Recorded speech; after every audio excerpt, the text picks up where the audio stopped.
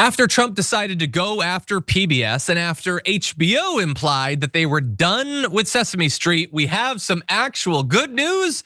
It has been picked up and it will be broadcast on Netflix. So that's the good news. Conservatives not at all happy about this. They're whining, and I'm gonna read those for you, but I just wanna briefly pause. Good, thank God, because, and look, I'm not even a person that really watched Sesame Street growing up, but if we can't sustain Sesame Street as a culture, I think that we're lost. I think that that's it for the next generation. If we can't have Elmo and Big Bird and Cookie Monster, what the hell, man? Now, they put out a statement, very happy about this, saying we are excited to announce that new Sesame Street episodes are coming to Netflix worldwide and PBS Kids in the US. So it's not exclusive. Netflix is allowing it to be broadcast in other places, so that is very good news.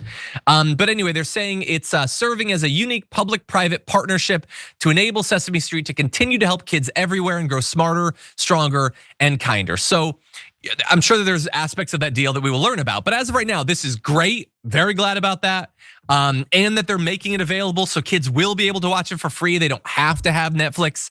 I'm a little bit worried about what they're gonna do with the format, because it seems like they keep cutting it and trying to make it more like a YouTube video. And I don't want that to be what Sesame Street is, but whatever. As long as it continues, there's great people working there for generations, for more than 50 years. They've been trying to make kids a little bit smarter and more understanding, compassionate, and I want them to continue to do that because it's important. And I point out that they've been doing that for decades because it makes the right whining about them being woke even more ridiculous. It's already pathetic.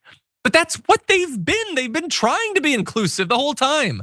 And so this guy who has a very tough avatar with big muscles says, gay and woke puppets incoming. There's gonna be gay puppets. Well, first of all, puppets can't have sex. So I know that you're pretending to be worried about seeing the puppets hooking up or whatever, even though I think you would totally tune in. They're not actually gonna do that. I've looked into it. There's never been sex on there. At most, it would be like a reference to them being gay. And that's the worst that you have to fear. Sorry, not fear. That implies it's a future facing thing because this idiot is so worried about the future of Sesame Street and yet doesn't seem to know that Bert and Ernie are already a gay couple. That is already arguably canonical. But whatever, okay, that's what the writer says. And so does that mean that kids have been hurt by literally 56 years of Bert and Ernie at this point or whatever it is? No, they've learned the exact same lessons because as much as it bothers you, gay people exist. They just do.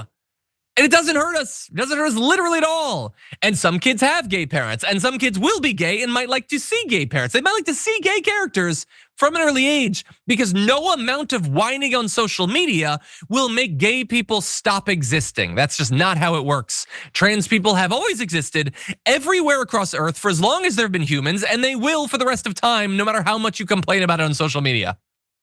And then you have this person, a motion detector who pays Elon Musk to be on social media, says W for woke, P for propaganda, B for brainwashing, I for indoctrination.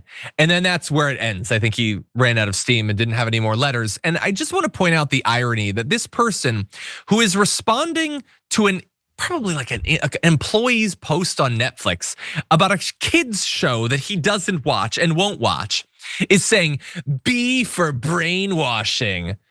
Dude, you're posting on social media about how Sesame Street is woke. I think there's been some brainwashing, but I don't think it was on Sesame Street. I don't think that Bert and Ernie are the problem. I think Bill O'Reilly and Sean Hannity were the problem. I don't think the kids are the ones who are being ruined. I think you're ruined. I think you can't move through life anymore without pointing at everything that makes you uncomfortable and calling it woke. I think it's maybe too late for you. Have you considered watching some Sesame Street? Maybe that could repair some of the damage that's been done to you. And then you have this, Johnny Massacre, oh, tough name. Johnny Massacre pays $8 to be on Twitter. Says leaked image of Netflix's first episode of Sesame Street. See? Oh, they're gonna have a puppet in a wheelchair because it's woke. Wait, why? What? You know that people are in wheelchairs, right? Why is that woke to show? Like there are people. This is dark. There are kids in wheelchairs. You get that, right? There are kids whose parents are in wheelchairs. There are people whose teachers are in wheelchairs. They see people in wheelchairs because wheelchairs are needed for people who need wheelchairs. Why is it bad?